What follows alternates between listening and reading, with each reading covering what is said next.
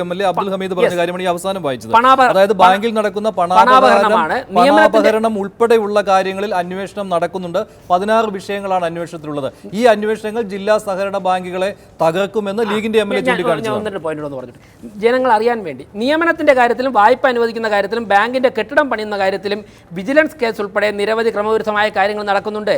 നിരവധി സ്ഥലത്ത് അനുമതിയില്ലാതെ പുതിയ ബ്രാഞ്ചുകൾ ആരംഭിക്കുന്നു. അതിൻ്റെ ഭാഗമായി നിയമനവുമായി ബന്ധപ്പെട്ടും ആക്ഷേപങ്ങൾ വരികയാണ്.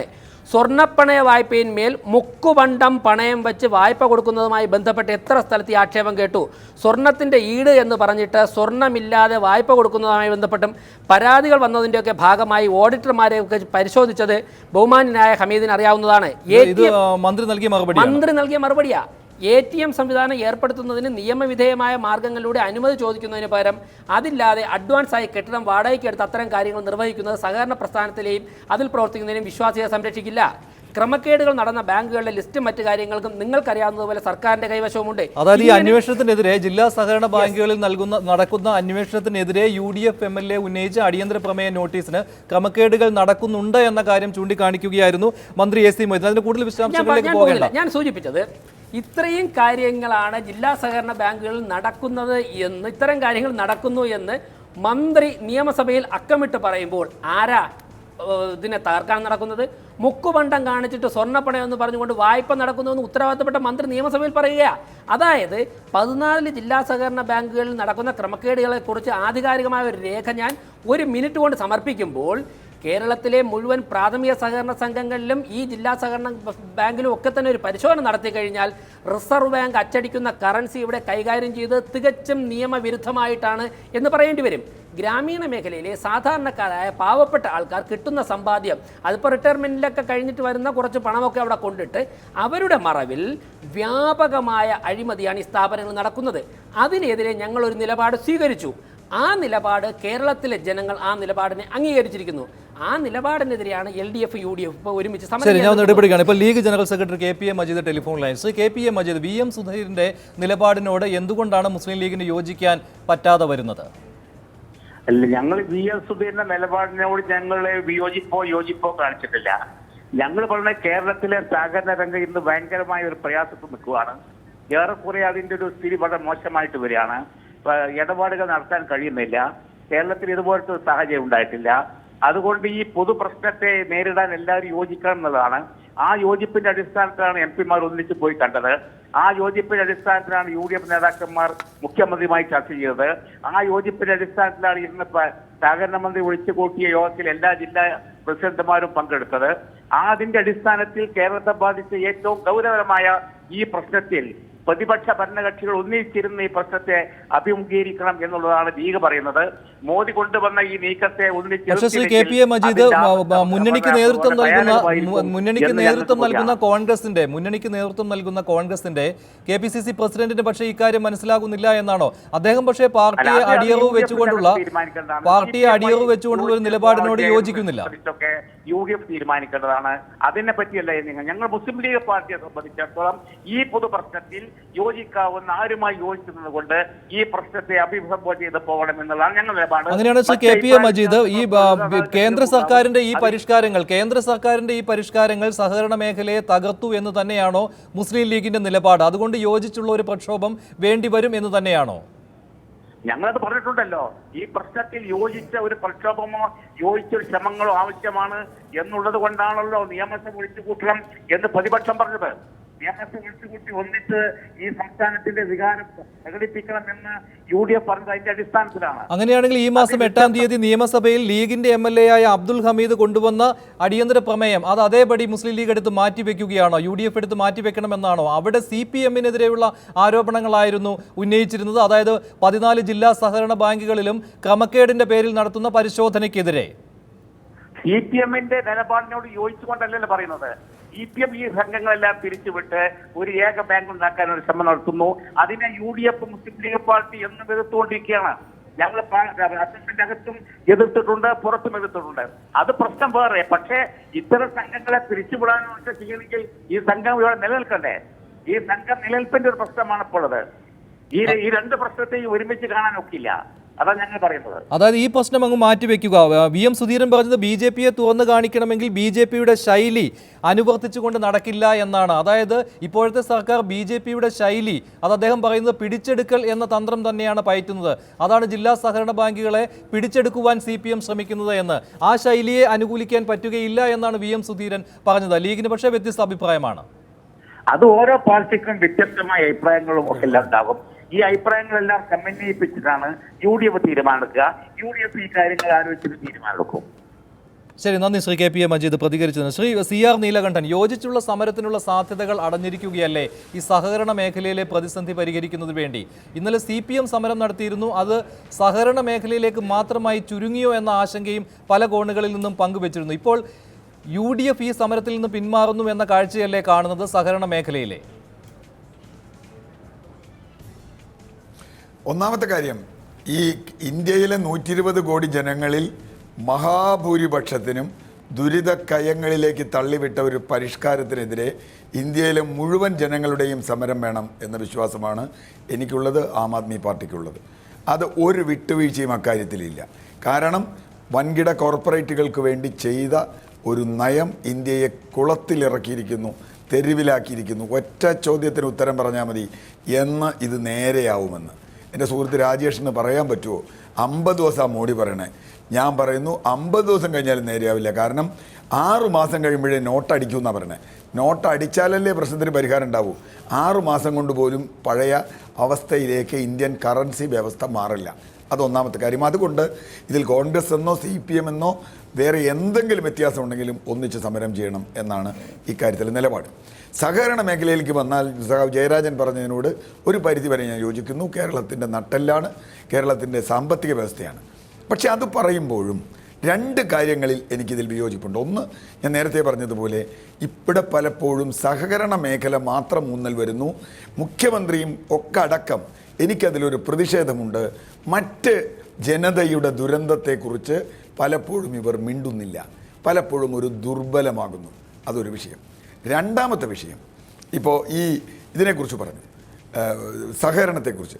തീർച്ചയായിട്ടും കോൺഗ്രസ് സഹകരണ മേഖലയിൽ വരണം. ഇപ്പോൾ CPM-ന് സഹകരണവുമായി ബന്ധപ്പെട്ടുള്ള അഭിപ്രായ വ്യത്യാസങ്ങൾ എനിക്ക് ചില കാര്യങ്ങളുണ്ട്. സഹകരണ മേഖലയുടെ അടിസ്ഥാനപരമായ നയങ്ങളിൽ നിന്ന് വ്യത്യാസപ്പെട്ട് പല സഹകരണ സംഘങ്ങളും കേരളത്തിൽ പ്രവർത്തിക്കുന്നുണ്ട് എന്ന്, അത് കക്ഷി രാഷ്ട്രീയത്തിൻ്റെ വിഷയത്തിലേക്കൊക്കെ വരാം. അതിൽ എനിക്ക് 2 മുന്നണിയുടെയും സഹകരണ സംഘങ്ങളെക്കുറിച്ച് എനിക്ക് പരാതിയുണ്ട്. വാട്ടർ തീം പാർക്ക് നടത്താനും പെരിയാരം മെഡിക്കൽ കോളേജ് പോലെ ഒരു കോഴ കോളേജ് നടത്താനും, അല്ലെങ്കിൽ കോഴിക്കോട് ക്യാൻസർ ഇൻസ്റ്റിറ്റ്യൂട്ട് പോലെയുള്ള തട്ടിപ്പ് പരിപാടികൾ, അല്ലെങ്കിൽ എവിടുന്നോ പണം വന്നിറങ്ങുന്ന പരിപാടികൾ, പല മേഖലകളിലും വലിയ തോതിൽ പണം വരുന്നു എന്ന പരാതികൾ, ഇതൊക്കെ പരിശോധിക്കപ്പെടണം. കാരണം കള്ളപ്പണം സംരക്ഷിക്കാൻ വേണ്ടി സഹകരണ മേഖല ഉപയോഗിച്ചുകൂടാ. അത് പരിശോധിക്കപ്പെടണം. അതിൻ്റെ നിയമപരമായ വഴി വേണം. പക്ഷെ അത് സഹകരണ പ്രസ്ഥാനത്തെ തകർത്തുകൊണ്ടാവരുത്. ഒന്ന്. ഇനി യോജിച്ച സമരത്തെക്കുറിച്ച് പറയുമ്പോൾ എനിക്ക് CPM-ഉം കോൺഗ്രസും കേരളത്തിൽ മാത്രമുള്ള പാർട്ടിയല്ലല്ലോ, ബംഗാളിലും ഉണ്ടല്ലോ. ബംഗാളിൽ ഇവരൊന്നിച്ച് മത്സരിച്ചവരാണ്. ശരി, അത് വേറെ വിഷയം. മമതാ ബാനർജി ഉള്ളത് കൊണ്ട് അഖിലേന്ത്യാ തലത്തിൽ ആ സമരവുമായി ഇടപെടുകയാണ്. കാരണം KPCCയുടെ മറ്റൊരു വക്താവായ ശ്രീ ജോസഫ് വാഴക്കൻ ഇപ്പോൾ ടെലിഫോൺ ലൈനിലുണ്ട്. അദ്ദേഹം ഒരു യാത്രയിലാണ്, അതുകൊണ്ടാണ്. ശ്രീ ജോസഫ് വാഴക്കൻ, യോജിച്ചുള്ള സമരത്തിനുള്ള സാധ്യതയുണ്ടോ കേരളത്തിൽ ഈ സഹകരണ പ്രസ്ഥാനത്തിനെ രക്ഷിക്കുന്നതിന് വേണ്ടി? അത് മറ്റന്നാള് UDF കൂടി ആലോചിക്കേണ്ട കാര്യമാണ്. ഇവിടെ യോജിച്ച നിലപാടാകാം. അതുകൊണ്ടാണ് ശ്രീ AK ആന്റണിയുടെ നേതൃത്വത്തിൽ ഡൽഹിയിൽ പോയി കേന്ദ്ര ധനകാര്യമന്ത്രി അരുൺ ജെയ്റ്റ്ലിയായിട്ട് സംസാരിക്കുകയും എല്ലാ MP-മാരും ഒന്നിച്ച് സംസാരിക്കുകയും സഹകരണ കാര്യത്തിൽ ഇന്ത്യൻ പാർലമെന്റിനകത്തും എല്ലാവരും ഒന്നിച്ചൊരു നിലപാട് സ്വീകരിച്ചിരിക്കുന്ന നിലപാടുകളുടെ കാര്യത്തിൽ ഒന്നിച്ച്, പ്രത്യേകിച്ച് മോഡി ഭരണം ഈ രാജ്യത്തെ മുച്ചൂട് മുടിച്ചുകൊണ്ടിരിക്കുന്ന ഒരു സമയത്ത് ഒരു അടിയന്തര സാഹചര്യം എന്നുള്ള നിലയിൽ ഇവിടെ ഒന്നിച്ച് നിലപാടുകൾ സ്വീകരിക്കാൻ കഴിയും. അതിനൊന്നും സംശയമില്ല. പിന്നെ നേരത്തെ ഇവിടെ പറഞ്ഞ സഹകരണ മേഖലയുമായി ബന്ധപ്പെട്ട് കേരള ഗവൺമെന്റ് ചെയ്യുന്ന കുറെ അതിക്രമങ്ങൾ, ജില്ലാ ബാങ്കുകൾ പിരിച്ചുവിടുന്നതും കേരള ബാങ്ക് ഉണ്ടാക്കുന്നതും, അത് UDF-ന് അഭിപ്രായ വ്യത്യാസമുണ്ട്. പക്ഷെ ഇത് UDF കഴിഞ്ഞ ദിവസം യോഗം ചേർന്ന് സഹകരണ മേഖല പൂർണ്ണമായും നശിപ്പിക്കാൻ പോകുന്നു എന്ന് ബോധ്യപ്പെട്ടപ്പോൾ അതിനെതിരെ വേണ്ടി വന്നാൽ ഒരു യോജിച്ച നിലപാട് സ്വീകരിക്കണം എന്നുള്ള അഭിപ്രായം ഉണ്ടാകുകയും അതിന്റെ അടിസ്ഥാനത്തിലാണ് UDF നേതാക്കന്മാർ മുഖ്യമന്ത്രിയുമായി സംസാരിക്കുകയും ചില ക്രിയാത്മക നിർദ്ദേശങ്ങൾ മുന്നോട്ട് വയ്ക്കുകയും നിയമസഭ വിളിച്ചുകൂട്ടണമെന്ന് ആവശ്യപ്പെടുകയും ഒക്കെ ചെയ്തിട്ടുള്ളത്. അത് വേറൊരു രീതിയിലുള്ള വ്യാഖ്യാനത്തിനാവശ്യമില്ല. അത് KPCC പ്രസിഡന്റും ഈ കാര്യം തന്നെയാണ് യോജിച്ച സമരവും. അതുപോലെ കോൺഗ്രസിന് ജില്ലാ ബാങ്കുകൾ പിരിച്ചുവിടുന്നത് ഉൾപ്പെടെയുള്ള മറ്റു കാര്യങ്ങളുള്ള ആശങ്കകളും അദ്ദേഹം രേഖപ്പെടുത്തിയെന്ന് മാത്രമേ ഉള്ളൂ. KPCC പ്രസിഡന്റ് പറഞ്ഞത് സംയുക്തമായ ഒരു പ്രതിഷേധത്തിന് ഒരു സാധ്യതയും ഇല്ല എന്നാണ്. മാത്രമല്ല BJPയുടെ ശൈലി സംസ്ഥാന സർക്കാർ പിന്തുടരുമ്പോൾ യോജിച്ചുള്ള ഒരു പ്രക്ഷോഭത്തിന് എങ്ങനെ സാധ്യത വരാനെന്നാണ് അദ്ദേഹം ചോദിക്കുന്നത്. അതായത് ജില്ലാ സഹകരണ ബാങ്കുകളെയൊക്കെ പിരിച്ചുവിടുവാനുള്ള തീരുമാനത്തിലേക്ക് വരുന്നത് കൊണ്ട് അത് BJPയുടെ പിരിച്ചുവിടൽ തന്ത്രം തന്നെയാണ് CPM അനുവർത്തിക്കുന്നത്. പിന്നെ എങ്ങനെ ആ ശൈലി പിന്തുടരാൻ കഴിയും, അതിനോട് യോജിക്കാൻ കഴിയുമെന്നാണ് KPCC പ്രസിഡന്റ് ചോദിക്കുന്നത്. തീർച്ചയായിട്ടും അതിനോട് ഞാൻ യോജിക്കുന്നു. BJPയുടെ ചില ശൈലികൾ CPM അവിടെ കടമെടുത്തിട്ടുണ്ട്. അതല്ലെങ്കിൽ CPMന്റെ ശൈലികൾ BJP കടമെടുക്കുന്നത് രണ്ടും ഒന്ന് തന്നെയാണ്. പക്ഷെ അത് ഞങ്ങൾ സമ്മതിക്കുന്നു. പക്ഷേ ദേശീയ തലത്തിൽ നരേന്ദ്രമോദിയുടെ നേതൃത്വത്തിൽ സാമ്പത്തിക രംഗത്തും എല്ലാ മേഖലകളിലും നടത്തിക്കൊണ്ടിരിക്കുന്ന കടന്നാക്രമണങ്ങളും ഇവിടെ രാജ്യത്തിന്റെ സമ്പദ്ഘടനയെ തകർക്കാൻ വേണ്ടി നടക്കുന്ന ശ്രമങ്ങൾക്കും എതിരെ ഇന്ത്യയിലെ എല്ലാ പ്രതിപക്ഷങ്ങളും ഒന്നിച്ച് നീങ്ങുന്ന ഒരു സമയമാണ്. അപ്പോൾ അത്തരം കാര്യങ്ങൾ ഒന്നിച്ച നിലപാടുകൾ സ്വീകരിക്കാം എന്ന് മാത്രമേ അക്കാര്യത്തിൽ പറഞ്ഞിട്ടുള്ളൂ. KPCC സമരം നടത്തണമോ വേണ്ടയോ എന്നുള്ളതിനെ കുറിച്ച് 21-ാം തീയതിയിലെ UDFന്റെ യോഗമാണ് തീരുമാനിക്കേണ്ടത്. ആ യോഗത്തിൽ ചർച്ച ചെയ്ത് എല്ലാവർക്കും ബോധ്യപ്പെടുന്ന രീതിയിലുള്ള അതിന്റെ ആക്ഷനിലേക്ക് പോകാവുന്നതാണ്. സമരം ഒരുപക്ഷെ നേരത്തെ KPCC പ്രസിഡന്റ് പറഞ്ഞതുപോലെ കേരളത്തിൽ അതിൻ്റെതായ ചില ബുദ്ധിമുട്ടുകൾ ഉണ്ടാകാം. കാരണം ഇടതുപക്ഷം സഹകരണ മേഖല സമ്പൂർണ്ണമായി കൈക്കലാക്കാൻ വേണ്ടി മോഡിയുടെ മറ്റൊരു രൂപത്തിലുള്ള പ്രവർത്തനം നടത്തിക്കൊണ്ടിരിക്കുന്ന സ്ഥലമാണ്. അക്കാര്യത്തിൽ യാതൊരു സംശയവുമില്ല. പക്ഷെ അതിനൊക്കെ ശേഷം ഉണ്ടായിരിക്കുന്ന പുതിയൊരു സാഹചര്യമാണ് ഈ സമയത്ത്. ആ സാഹചര്യത്തെ ഗൗരവത്തോടുകൂടിയാണ് ഇന്ത്യയിലെ മുഴുവൻ രാഷ്ട്രീയ പാർട്ടികളും കാണുന്നത്. അതുകൊണ്ടാണ് ശ്രീ AK ആന്റണി തന്നെ നേതൃത്വം കൊടുത്തുകൊണ്ട് എല്ലാ കക്ഷികളും ചേർന്ന് പാർലമെന്റിൽ ഇന്ന് UDFിൽ നിന്ന് നിലപാട് വ്യക്തമാക്കിയതിൽ KPCC പ്രസിഡന്റ് പറഞ്ഞതിനേക്കാൾ പ്രായോഗികമായ നിലപാട് മുസ്ലിം ലീഗിന്റെ അഭിപ്രായത്തിനാണോ? മുസ്ലിം ലീഗ് പറഞ്ഞത് പഴയ കാര്യങ്ങൾ മാറ്റിവെക്കാം, ഈ ജില്ലാ സഹകരണ ബാങ്കുകളെ പിരിച്ചുവിടുവാനുള്ള നീക്കം CPM നടത്തുന്നുണ്ട്, അവിടെ ക്രമക്കേടെന്ന പേരിൽ പരിശോധനകൾ നടത്തുന്നുണ്ട്, ഇതൊക്കെ അങ്ങ് മാറ്റിവെക്കാം തൽക്കാലം, ഇപ്പോഴത്തെ പ്രശ്നത്തിനാണ് മുൻതൂക്കം കൊടുക്കേണ്ടത് എന്ന്. അപ്പോൾ ലീഗിന്റെ നിലപാടാണ് കൂടുതൽ പ്രായോഗികം എന്നാണോ KPCC പ്രസിഡന്റിന്റെ ഇന്നത്തെ നിലപാടിനേക്കാൾ? അതെനിക്ക് പറയാനാവില്ല. അത് 21-ാം തീയതിയിലെ UDF യോഗം അതിന്റെ പ്രോസ് ആൻഡ് കോൺസ് ഓരോ കാര്യങ്ങളെ സംബന്ധിച്ചും എടുത്ത് വിശദമായി ചർച്ച ചെയ്ത് അവരൊരു നിഗമനത്തിലെത്തേണ്ട കാര്യമാണ്. അതിനകത്ത് ഏകപക്ഷീയമായ ഒരു അഭിപ്രായം പറയാനുള്ള അധികാരമോ അവകാശമോ എനിക്കില്ല. അല്ല, ഇപ്പോൾ കഴിഞ്ഞ 8-ാം തീയതി അവതരിപ്പിച്ച അടിയന്തര പ്രമേയ നോട്ടീസിൽ ജില്ലാ സഹകരണ ബാങ്കുകളിൽ ക്രമക്കേടെന്ന പേരിൽ നടത്തുന്ന പരിശോധനകളെ കുറിച്ചാണ് UDF വേവലാതി ഉന്നയിച്ചത്. അതിനിപ്പോൾ പ്രസക്തി ഉണ്ടോ ഇല്ലയോ? അതിന് 101% പ്രസക്തിയുണ്ട്. മോഡി കാണിക്കുന്ന ജനാധിപത്യ വിരുദ്ധ പ്രവർത്തനത്തിന്റെ വേറൊരു രൂപത്തിൽ ഇത് രണ്ടു തരം ഫാസിസ്റ്റുകളാണല്ലോ. ഞങ്ങളെ സംബന്ധിച്ച് CPMവുമായി ബന്ധപ്പെട്ട് ഇത്തരം കാര്യങ്ങളിൽ CPMന് ഒരു ജനാധിപത്യ ബോധവും ഇല്ല എന്ന് വിശ്വസിക്കുന്നവരാണ്.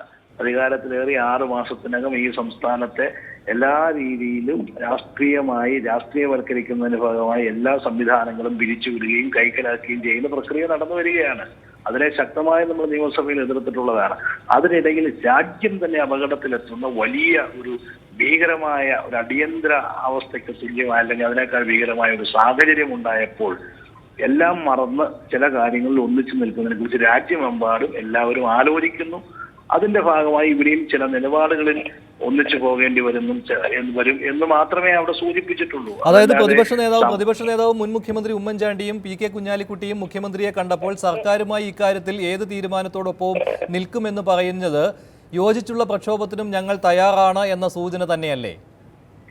പ്രക്ഷോഭം എന്നതിനകത്ത് സൂചനയില്ല. ഞങ്ങൾ നിലപാടുകളിൽ യോജിച്ചു പോകാം.